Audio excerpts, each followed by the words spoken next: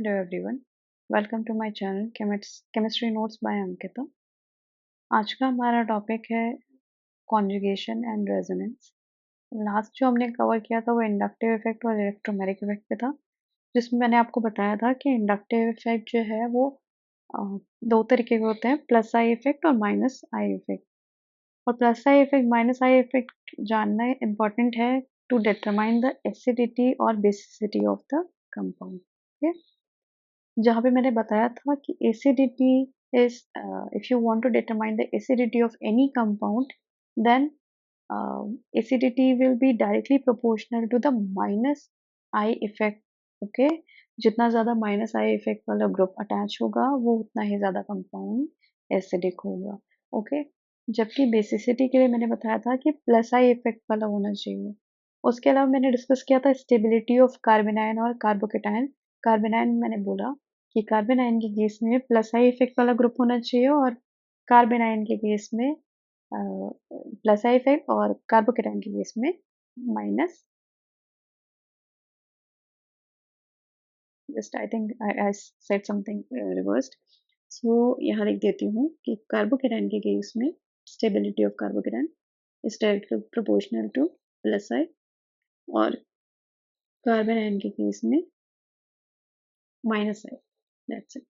तो हमने कल की क्लास में ये डिस्कस किया था। उसके अलावा इलेक्ट्रोमैग्नेटिक इफेक्ट बताया था। इलेक्ट्रोमैग्नेटिक इफेक्ट में बताया था आपको कि जब भी रिएक्शन कराने के बाद वहाँ पे सिस्टम में पहली बात पाई बॉन्ड प्रेजेंट होना चाहिए, अटैकिंग रिएजेंट होना चाहिए, और जब भी सिस्टम पे पॉजिटिव चार्ज जनरेट हो जाए वहाँ पे प्लस ई इफेक्ट, और जब भी नेगेटिव चार्ज रह जाए वहाँ माइनस ई इफेक्ट। ओके, तो ये सारे पॉइंट्स हम कल की क्लास में डिस्कस कर चुके हैं। आज की क्लास में हम रेजोनेंस एंड कॉन्जुगेशन पे आएंगे। तो रेजोनेंस क्या है? जहाँ पे भी, ठीक है, रेजोनेंस की कंडीशन होती है कि पहला तो sp2 हाइब्रिडाइज्ड ऑर्बिटल होना चाहिए। ठीक है, sp2। और दूसरी चीज हर कार्बन, ठीक है, जहाँ पे भी आप देख रहे हो आपका कॉन्जुगेशन। और ये तो पहला पॉइंट हो गया। दूसरा पॉइंट है आपका कि alternate single and double bond. Alternate alternate single and double bond. Okay, so refers to the continuous p orbital overlap across alternate single and multiple bond. Okay, all participating atom must be paired because sp2 are your, we can say कि उसका hybridisation sp2 होता है और structure कैसा होता है, मतलब geometry होती है आपकी planar. Okay, and participating p orbital must be parallel to enable effective pi overlap। that means simple हम ये बोलना चाहते हैं, कैसे समझो कि आपका ये मोबाइल का जो प्लेन है, ठीक है, उसके परपेंडिकुलर ये पेन रखी है। ठीक है, प्लेन के परपेंडिकुलर जो आपका मोबाइल का प्लेन है, मतलब जो स्क्रीन है, ठीक है, तो ऐसे समझो ये जो पेन मैंने बताया ना, दिस इज ऑर्बिटल। ऑर्बिटल, ठीक है, सब एक दूसरे के क्या है, पैरेलल है। ठीक है, इसी की बात की जा रही है कि पैरेलल होनी चाहिए। अगर ये पैरेलल है तभी ये क्या करेंगे, एक दूसरे में अपने इलेक्ट्रॉन को जंप कराएंगे ऐसे। ओके, प्रॉपर्टी क्या है इंडक्टिव इफेक्ट और मेसोमेरिक इफेक्ट की, शॉर्ट में देख लेते हैं कि यहाँ पे इंडक्टिव इफेक्ट में सिग्मा बॉन्ड्स और मेसोमेरिक रेजोनेंस में पाई बॉन्ड या पी ऑर्बिटल्स इन्वॉल्व होंगे। यहाँ पे इंडक्टिव इफेक्ट स्ट्रॉन्ग और डिस्टेंस डिपेंडेंट है, और mesomeric effect is distance independent. जहां तक सिस्टम में कॉन्जुगेशन पॉसिबल है, मतलब single bond double bond, single bond double bond, negative charge positive charge को भी हम देखेंगे। फिलहाल सिंगल डबल बॉन्ड आप समझने की कोशिश कीजिएगा। जहां तक ये सिस्टम में दिख रहा होगा वहां तक कॉन्जुगेशन होगा। ये फर्क नहीं पड़ता कि हम कितने कार्बन एटम तक आ चुके हैं, 10 12 15 20, it doesn't depend on the distance। relative strength weaker and this relative strength is stronger।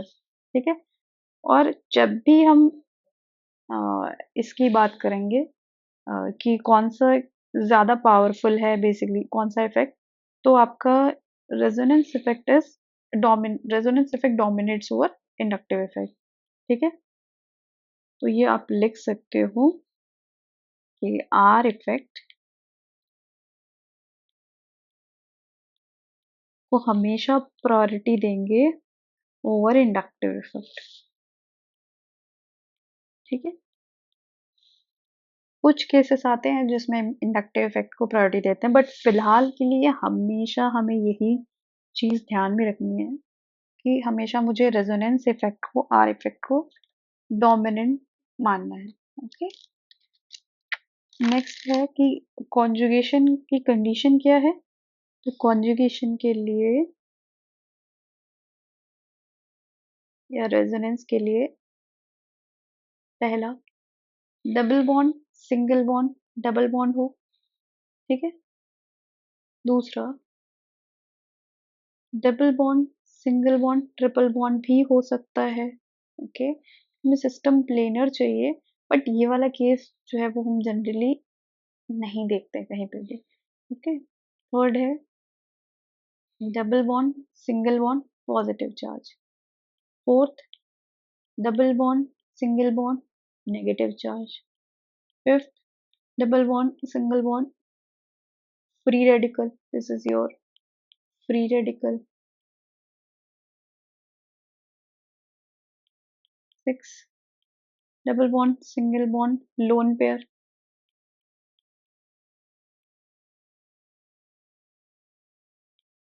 Seven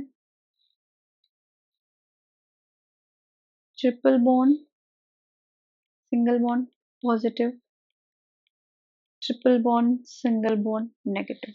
okay, तो ये सारे आपके रेजोनेंस की या कॉन्जुगेशन की कंडीशन है। जहां कहीं पे भी हम ये कंडीशन देखेंगे वहां रेजोनेंस अप्लाई कर देंगे। ठीक है, अब जो है वो ट्रांजिशन, बेसिकली यहाँ पे कौन से बॉन्ड इन्वॉल्व हो रहे हैं। ठीक है, तो हमें पता है कि strong bond is always sigma bond and weak bond is pi bond. तो पाई बॉन्ड ही ट्रांसफर होगा। ठीक है, तो पाई इस तरीके से मूवमेंट होता है। ठीक है, ओके, क्योंकि sp2 में और sp में इलेक्ट्रोनेगेटिविटी इसकी ज्यादा है, तो इसकी तरफ ही इलेक्ट्रॉन क्या होगा, पुल होगा। ये ऐसे, अब ये ऐसे भी हो सकता है और ये रिवर्स भी जा सकता है। ठीक है, फ्री रेडिकल में भी इस तरीके से। ओके, तो ये रेडिकल यहाँ पे आ जाएगा या वाइस वर्सा, इसमें ये इधर ही मूव करेगा, इसमें भी वाइस वर्सा। ओके, तो इस तरीके से पॉसिबल है। ट्रांजिशन देख लेते हैं। ट्रांजिशन इस तरीके से कैसे हुआ और कहाँ से कहाँ हुआ। ठीक है, so your transition can be from non bonding to empty p orbital. ठीक है, non bonding to pi star, pi to basically empty p orbital और d ऑर्बिटल। ठीक है, p और d ऑर्बिटल, या पाई टू पाई स्टार। यही है आपके रेजोनेंस की कंडीशन। ठीक है, उसके अलावा हाइपर कॉन्जुगेशन भी आता है, वो भी हम लेटर पार्ट में पढ़ेंगे। ये आपको हमेशा ध्यान रखना है कि ज्यादातर आप यही देखोगे कि नॉन बॉन्डिंग या पाई जरूर इन्वॉल्व होगा। ठीक है, नॉन बॉन्डिंग या पाई, जहां कहीं पे भी ट्रांजिशन आपको दिखे कि पाई टू सिग्मा स्टार हो, सिग्मा इन्वॉल्व होगा, जरूर होगा, चाहे सिग्मा हो चाहे सिग्मा स्टार। ठीक है, sigma non bonding to sigma star, sigma to empty p orbital, sigma to pi star, sigma to sigma star. ये आपके हाइपर कॉन्जुगेशन की कंडीशन होती है। ठीक है, अभी हमारा फुल फोकस रेजोनेंस पे ही होगा। ठीक है, तो हम रेजोनेंस का ही कंडीशन देखते हैं, कॉन्जुगेशन की कंडीशन देखते हैं। ओके, आप ट्राई करना अपने बेसिस पे कि कौन सा ट्रांजिशन इन्वॉल्व है इसमें से। ठीक है, जो यहाँ पे लिखे हुए हैं इनमें से कौन सा ट्रांजिशन इन्वॉल्व है। अब इस टाइम पे ऐसे क्वेश्चंस बहुत पूछे जा रहे हैं कि ट्रांजिशन किस किस के बीच में हो रहा है, तो बहुत इंपॉर्टेंट है आपका इस कॉन्सेप्ट को समझना। अब यहाँ पे दो तरीका है ना। लेकिन मुझे एक चीज दिख रही है कि ये सिस्टम जो मैंने बनाया है दिस इज सिमेट्रिकल। ठीक है, यहाँ से अगर डिवाइड कर दो तो इधर भी C H double bond CH2, CH double bond CH2। ठीक है, तो मतलब हम बॉन्ड का मूवमेंट किसी भी साइड पे कर सकते हैं। ओके, तो ये मान लीजिए मैंने ऐसे मूव किया, ये ऐसे। अब क्योंकि कौन मूव किया है, पाई इलेक्ट्रॉन।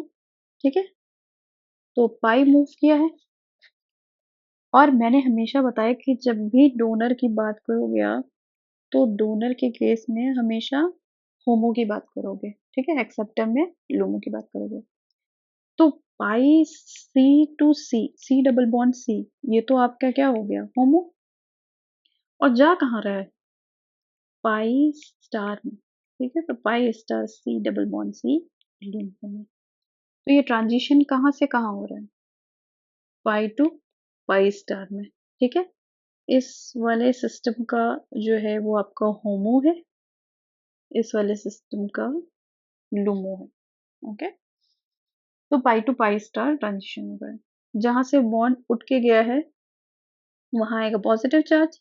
ओके, तो यहाँ हो जाएगा पॉजिटिव चार्ज, मीन्स यहाँ पे किया है, तो इधर आ जाएगा आपका नेगेटिव चार्ज। ठीक है, तो इस तरीके से ये कंपाउंड जो है वो दो स्ट्रक्चर में एग्जिस्ट करता है। ओके, जितना ज्यादा किसी भी कंपाउंड में कॉन्जुगेशन होगा, more conjugation more stable. Okay, more stable. बस ये कहानी वहीं पे फॉलो नहीं होती है जहां सिस्टम एंटी एरोमेटिक हो। ठीक है, जब सिस्टम एंटी एरोमेटिक होगा वहां पे ये कहानी फॉलो नहीं होगी। ठीक है, कि कॉन्जुगेशन एंटी एरोमेटिक कंपाउंड को स्टेबल बना देगा। ठीक है, तो ऐसा नहीं होता। नेक्स्ट, आप इसमें बताओ यहाँ पे कौन सा ट्रांजिशन होगा। ओके, हाइड्रोजन आपकी मर्जी, लगाना हो लगा लो, नहीं लगाना कोई बात नहीं। अब आपको बताना है कि इलेक्ट्रॉन ट्रांसफर कहाँ से कहाँ कराना चाहिए।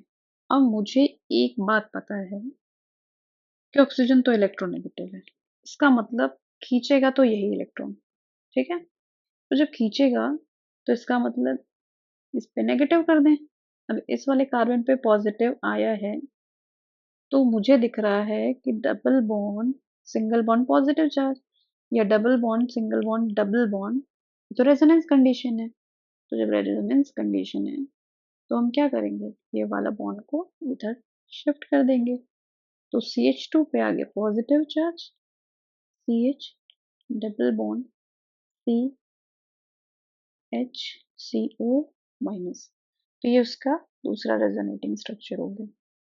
तो अब इलेक्ट्रॉन कहाँ से कहाँ ट्रांसफर हुआ है, यहाँ पे इलेक्ट्रॉन ट्रांसफर हुआ है pi C double bond C HOMO to pi star C double bond O डोमो। ओके, क्योंकि इसका ऑलरेडी पाई बॉन्ड बना हुआ है बेटा, तो कहाँ पे एक्सेप्ट करेगा, पाई स्टार में या तो सिग्मा स्टार में। मुझे पता है कि पाई स्टार की एनर्जी क्या होती है, कम होती है, तो मैं कहाँ एक्सेप्ट कराऊंगी इसको इसको इलेक्ट्रॉन, पाई स्टार में। ओके, और अगर आपके दिमाग में ये ख्याल आ रहा हो कि ऐसे कर दें कि मैम ने ऐसे क्यों नहीं करा है, कि इसके ऊपर नेगेटिव कर दिया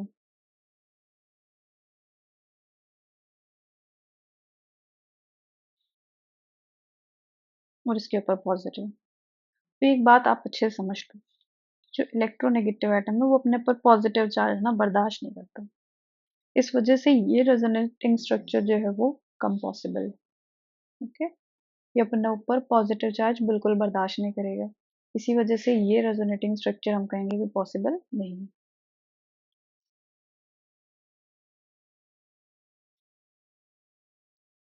नेक्स्ट एग्जांपल ट्राई करो आप। यहाँ पे इलेक्ट्रॉन कहाँ से कहाँ ट्रांसफर हो रहा है,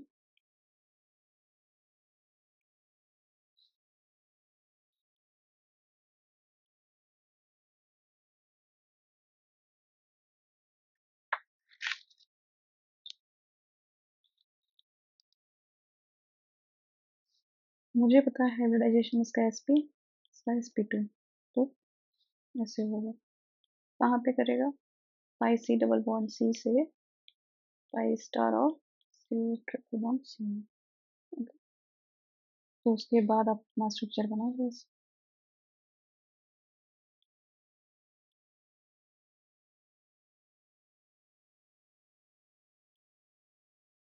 ओके, तो ये आपका स्ट्रक्चर बन जाएगा।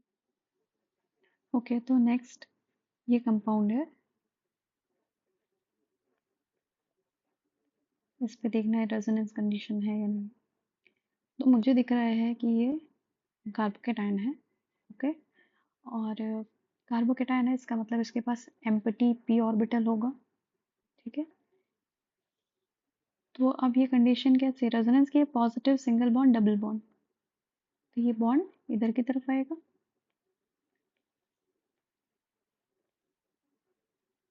डबल बॉन्ड CH2, रिंग के अंदर पॉजिटिव चार्ज आया, स्ट्रक्चर कुछ ऐसे। फिर positive single bond double bond move करा दीजिए,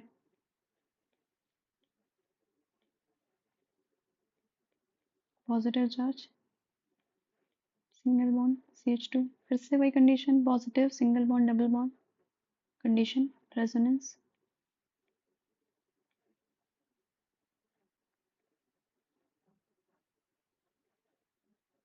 यहाँ पॉजिटिव चार्ज,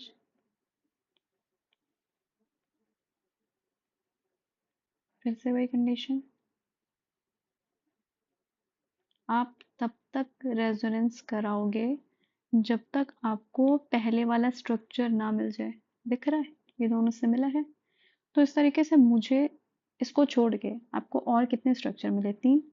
तो इसके कितने रेजोनेटिंग स्ट्रक्चर हैं? 3 रेजोनेटिंग स्ट्रक्चर, 3 रेजोनेटिंग स्ट्रक्चर। ठीक है, इस कंपाउंड के, ओके, ये जो पहला कंपाउंड है, इस कंपाउंड के 3 रेजोनेटिंग स्ट्रक्चर मिले। चौथा बनाने में तो यही मिल गया, है ना? तो इस तरीके से मुझे दिख रहा है कि इलेक्ट्रॉन कहाँ से कहाँ ट्रांसफर हुए हैं? इलेक्ट्रॉन ट्रांसफर हुए हैं पाई से एम्प्टी p ऑर्बिटल में। ठीक है, पाई सी डबल बॉन्ड सी के किस में ट्रांसफर हुए हैं? CH के p ऑर्बिटल में। ठीक है,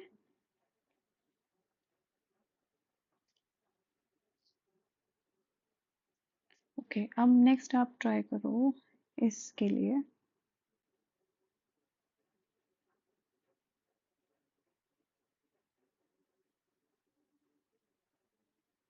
नेक्स्ट है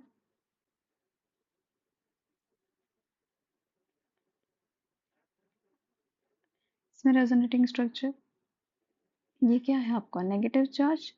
ओके, या फिर हम कह सकते हैं नॉन बॉन्डिंग। नॉन बॉन्डिंग से कहाँ जा रहा है? ये पाई बॉन्ड ऑलरेडी बना हुआ है, तो इसका मतलब कहाँ जा रहा होगा? पाई स्टार में। तो non bonding to pi star transition हो रहा है, तो इसका दूसरा रेजोनेटिंग स्ट्रक्चर ये हो गया। ओके, इसी तरीके से आप और भी है जो ट्राई कर सकते हो।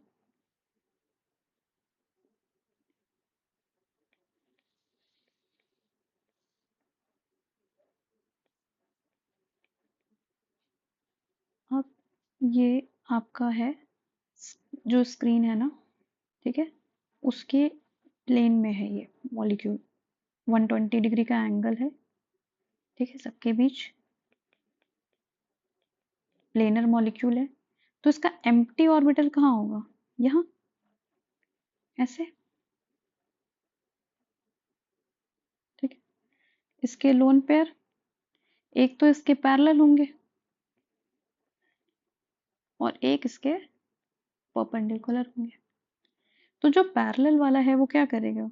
इसके एम्प्टी p ऑर्बिटल में क्या कर सकता है? ट्रांसफर कर सकता है। तो कहाँ से इलेक्ट्रॉन ट्रांसफर हुआ? Non bonding to p orbital में। ओके, तो ये तो हो गया आपका होमो, ये हो गया लूमो। जो भी डोनेट करेगा वो अपने होमो से डोनेट करेगा, एक्सेप्ट कहाँ होगा? अपने लूमो में होगा। रेजोनेंस का भी हम यूज जो है वो एसिडिटी और बेसिसिटी डिटरमाइन करने के लिए करते हैं। ओके, तो नेक्स्ट आप बताओ which is more acidic.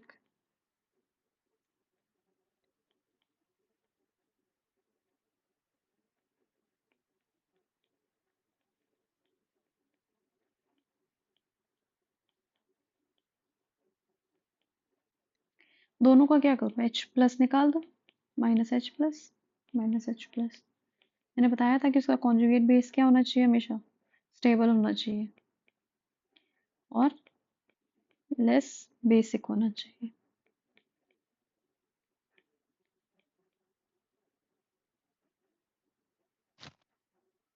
Okay, अब यहाँ पे ओवरलैप कैसा है, 2p के बीच, यहाँ पे भी है, ये तो 2p और ये 3p है, ठीक है।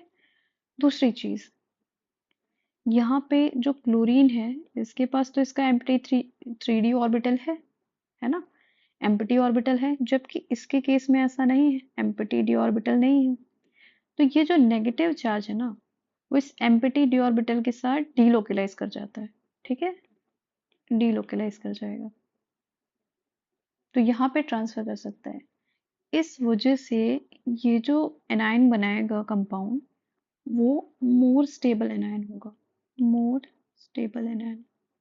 मैंने बताया है कि जो स्टेबल होता है वही क्या होता है, ज्यादा एसिडिक होगा, क्योंकि वो दोबारा रिएक्शन के लिए नहीं जाएगा। तो हम कह सकते हैं आपका second compound will be more acidic.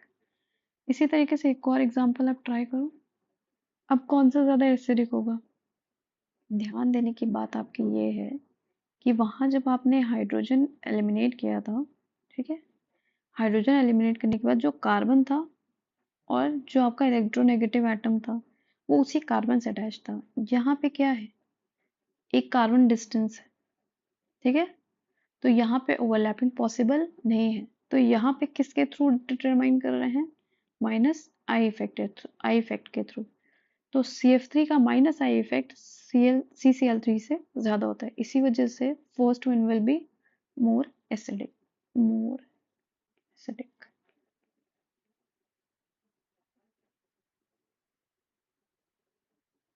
Next try करो इसी बेसिस पे एक और question.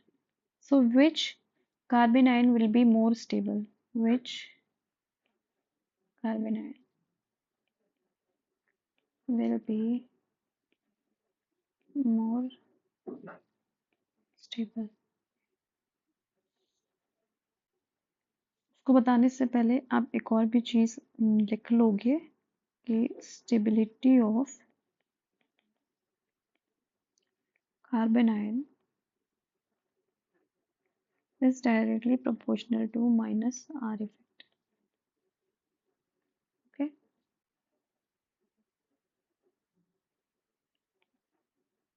or inversely proportional to plus R effect, okay, क्योंकि नेगेटिव चार्ज को अपनी तरफ पुल करने वाला होना चाहिए, पुल कौन करेगा, माइनस आर वाला, ओके। तो इन सब में बताना है आपको सबसे अच्छा कार्बन आयन कौन सा होगा, ठीक है। और ये भी ध्यान रखना है आपको कि माइनस आई इफेक्ट का भी ध्यान रखना है ना, कि माइनस आई इफेक्ट जिसका ज्यादा होगा। सभी के केस में माइनस आई तो कॉमन है, माइनस आई, माइनस आई, सभी माइनस आई लगा रहे हैं, इसका मतलब माइनस आई से तो डिटरमाइन नहीं होगा, हमें क्या ढूंढना पड़ेगा, रेजोनेंस। यहाँ सल्फर के केस में रेजोनेंस पॉसिबल है, ठीक है, एम्प्टी डी ऑर्बिटल में सल्फर के ये नेगेटिव चार्ज क्या कर सकता है, डिलोकलाइज कर सकता है, तो ये ट्रांसफर कर देगा। यहाँ पे ऑक्सीजन और नाइट्रोजन के केस में माइनस आई इफेक्ट किसका ज्यादा है, ऑक्सीजन का, ठीक है। तो हम क्या कह सकते हैं, ऑर्डर क्या हो जाएगा आपका, फर्स्ट सेकेंड और थर्ड में third will be more stable, ठीक है, स्टेबिलिटी ऑर्डर।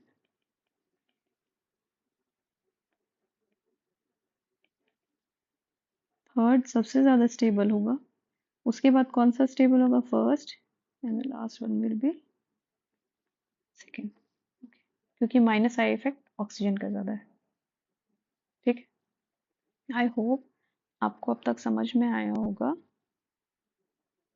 नेक्स्ट इसको ट्राई करिए।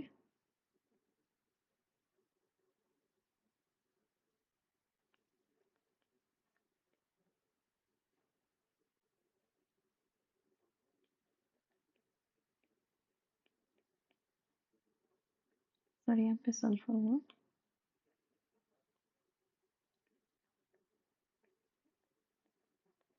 आपको बताना है इन दोनों ही कंपाउंड में which one is more acidic, which one is more acidic। निकालो H plus negative charge carbon पे, H plus negative charge carbon पे। ओके,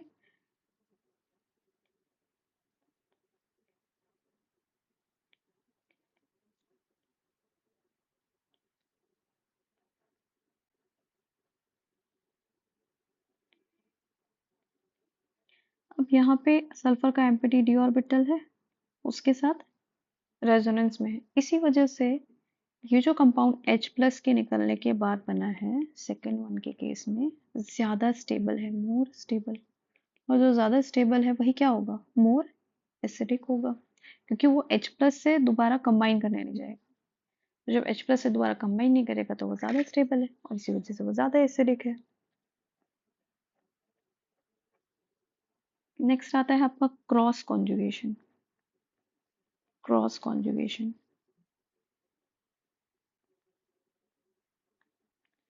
क्रॉस कॉन्जुगेशन हम तब कहते हैं at least 3 groups are should be present, 2 of which are not conjugated with each other but conjugated with the third one।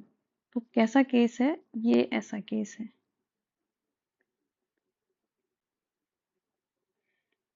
इसमें होगा cross conjugation. मुझे दिख रहा है कि इस सिस्टम में alternate single bond double bond single bond है, ठीक है, double bond single bond double bond है ना, तो ये कंडीशन तो है कॉन्जुगेशन की।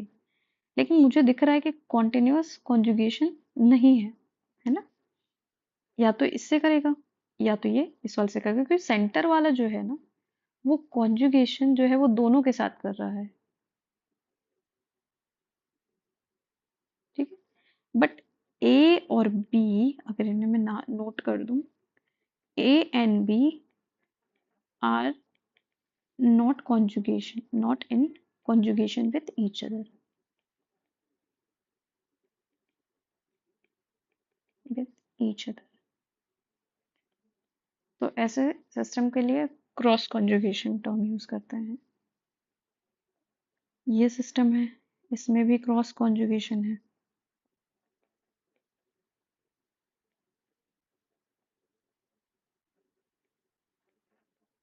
ये सिस्टम है, इसमें भी क्रॉस कॉन्जुगेशन है।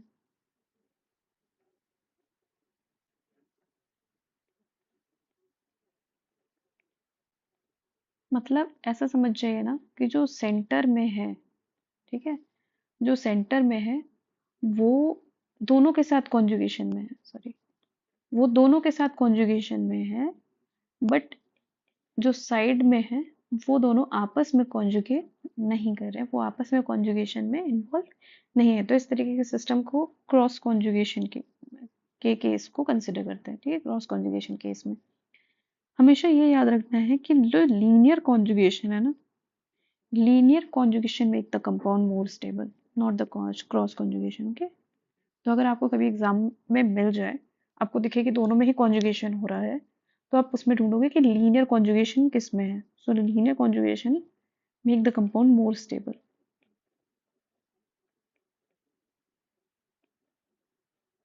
मोर स्टेबल,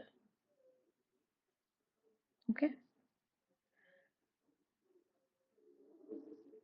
सो या आज के लिए इतना ही, कुछ और एग्जांपल्स हम कल डिस्कस करेंगे और हाइपर कॉन्जुगेशन का भी केस कल हम ओवर कर देंगे। उसके बाद एप्लीकेशन देखेंगे जीओसी का, जिसमें हम कुछ एग्जांपल्स करेंगे जियो आपके एसिडिटी और बेसिसिटी के, ठीक है, रिगार्डिंग, जिसमें हम सर इफेक्ट और SIP steric inhibition of protonation इन सारे कॉन्सेप्ट्स को देखेंगे, ठीक है। टिल देन मेरे साथ बने रहिए। अगर आपको मेरी वीडियो अच्छी लगी हो तो मेरी वीडियो को लाइक कर दीजिएगा, और ऐसे ही वीडियोस के लिए मेरे चैनल आपको मिलती रहे इसके लिए मेरे चैनल को सब्सक्राइब कर दीजिएगा। Thank you very much for watching.